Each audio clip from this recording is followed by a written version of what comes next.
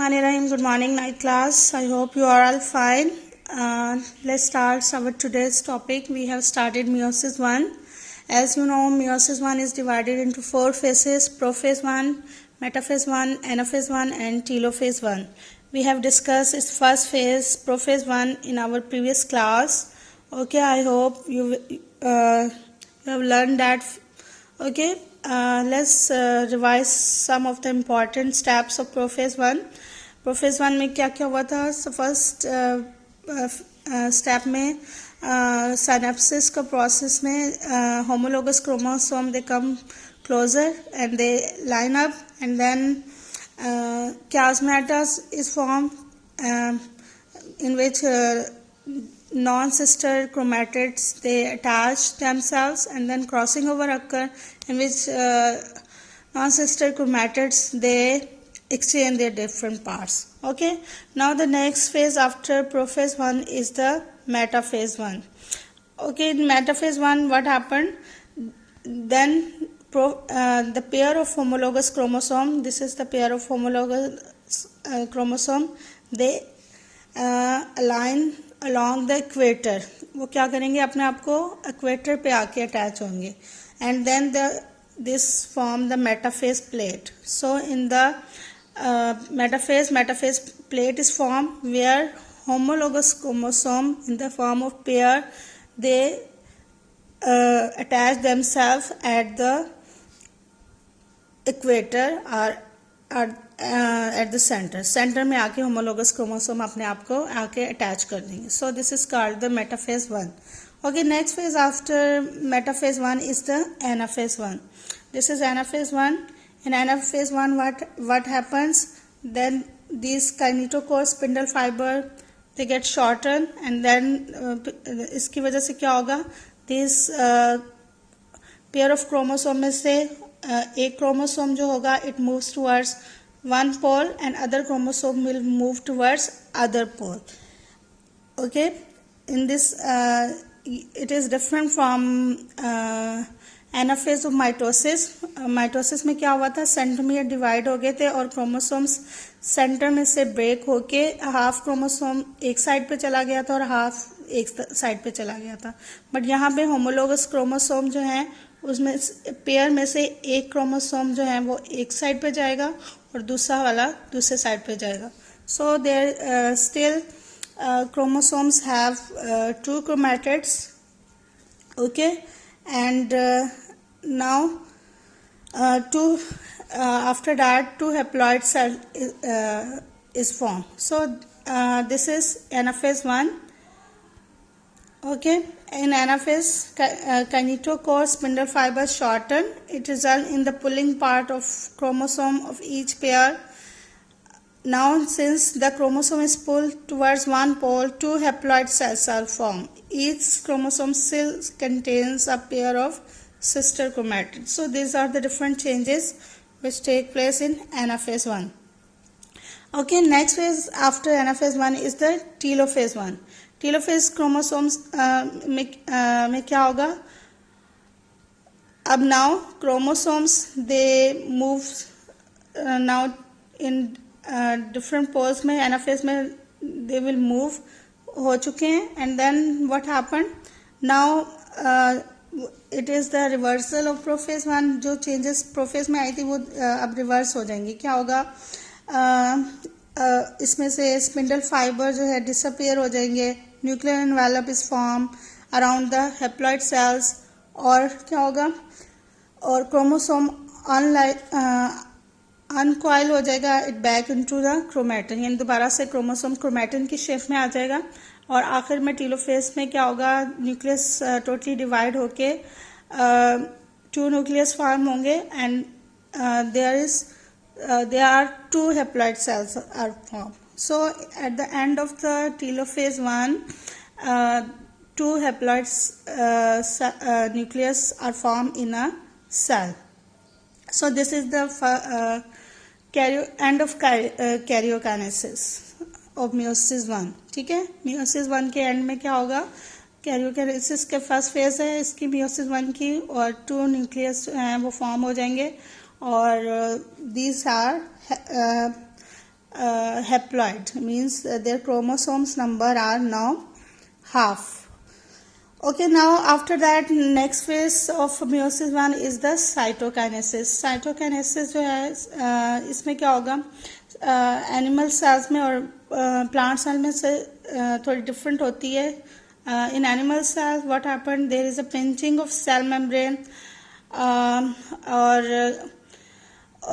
plant cell में there is a formation of cell wall occur, and after the end of this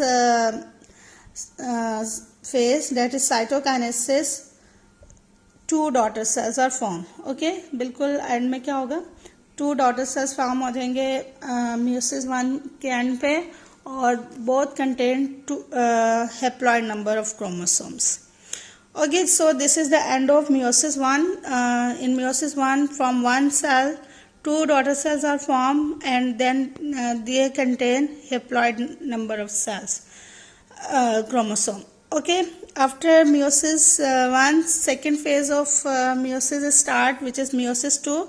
But before that, cell undergo a stage which is called interkinesis or interphase 2. Actually, this is the period of rest. So after meiosis 1, cell 2 daughter cells which are formed after meiosis 1, they undergo a period of rest which is known as interkinesis or interphase 2. meiosis 1 के बाद next phase जो होगी rest की phase होगी. इसमें cell जो है जिसे हम कहते हैं इंटरकाइनेसिस और इंटरफेस 2. अच्छा, ये जो इंटरफेस 2 है it's different from the interphase of mitosis because there is no S phase. यहाँ पे कोई एस फेज नहीं होगी. It means there is no duplication of chromosome during this phase. Okay, so at the end of meiosis 1, then next phase, which is a period of rest, that is interkinesis or interphase 2, is the occur. Okay, okay, after interkinesis and interphase 2, then cell will go into next phase which is known as meiosis 2. Okay, after meiosis 1, then cell will undergo the next phase in which is called as meiosis 2, and this is similar to mitosis. बिल्कुल same होगी जैसे mitosis में different changes आई थी, वैसे बिल्कुल same वही changes आएंगी meiosis 2 में. Okay, इसको भी हम it is also subdivided into 4 phases, that is prophase 1, anaphase 1, metaphase 1 and telophase 1, telophase 2. ठीक है, डिफरेंट phases meiosis 2 की कौन कौन सी हैं? prophase 2,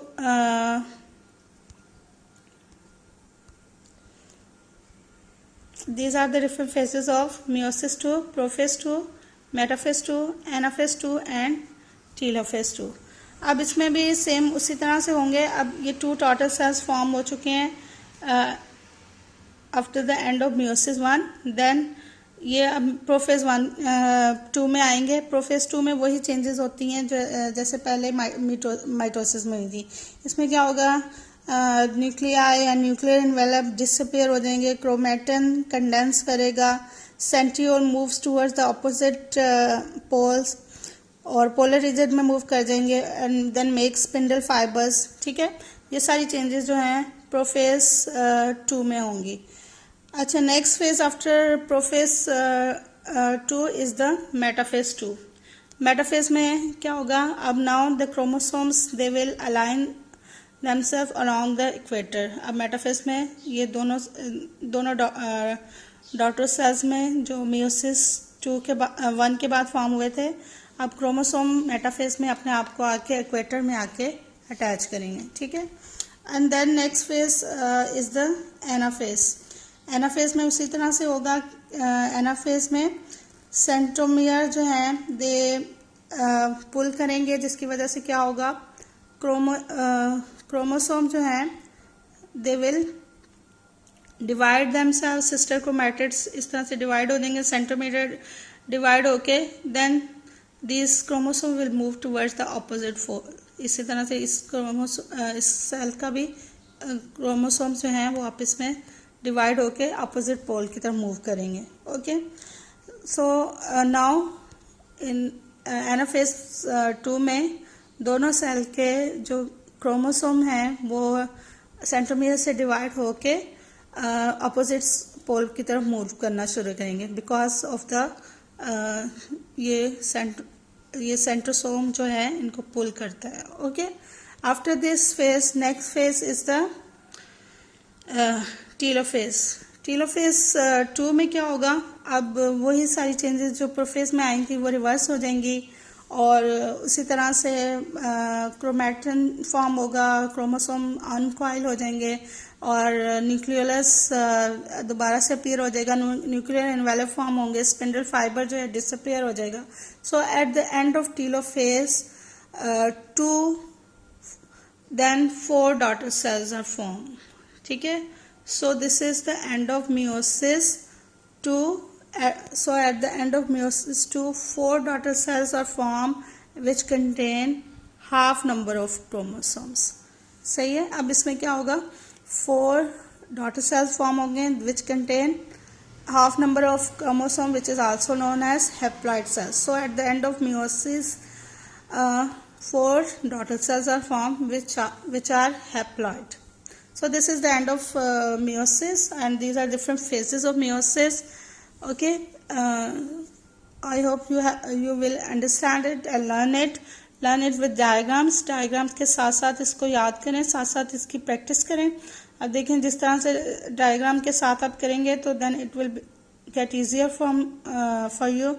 अब देखें ये डिफरेंट फेजेस की अलग-अलग पेपर में पूछ लिया जाता है, तो डायग्राम्स भी पूछ ली जाती हैं, जैसे आपसे कह दिया जाता है एनाफेज 2 की डायग्राम ड्रॉ करें, टीलोफेज 2 की करें. इसी तरह से डिफरेंट फेजेस की डायग्राम्स भी पूछ ली जाती हैं. आप उसको डायग्राम्स के साथ इसको लर्न करें और अच्छे से इसको लर्न करें. दिस इज़ इम्पॉर्टेंट पेपर्स की पॉइंट्स ऑफ व्यू के लिहाज से भी इम्पॉर्टेंट है. So learn it and make MCQs, short question. Okay, Allah Hafiz.